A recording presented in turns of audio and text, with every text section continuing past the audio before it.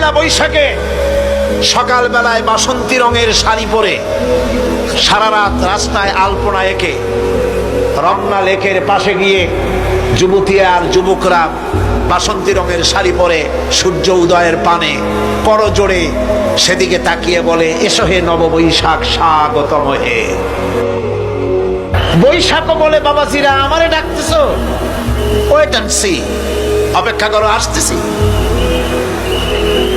যে বৈশাখকে ডাকা হলো, স্বাভাবিক বৈশাখ কালবৈশাখী রুদ্র রূপ ধারণ করে 180 মাইল স্পিডে এসে বাড়ি ঘর কল কারখানা ভাঙ্গা জনমের মতো স্বাগতম হে।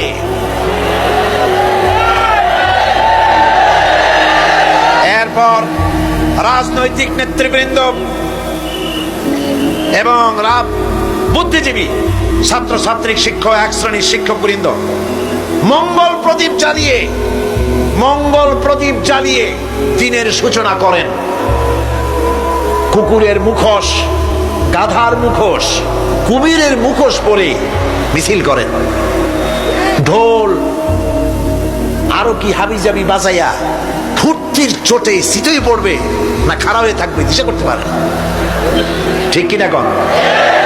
আমি জিজ্ঞেস করি, পয়লা বৈশাখের সাথে উদযাপন, নববর্ষ উদযাপনের সাথে মুখোশ পরার সম্পর্ক কি?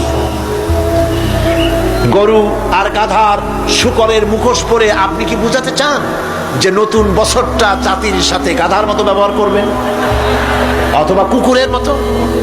নাউযুবিল্লাহি মিন যালিক। মুসলমানদের জন্য জায়েজ নাই, হারাম হারাম।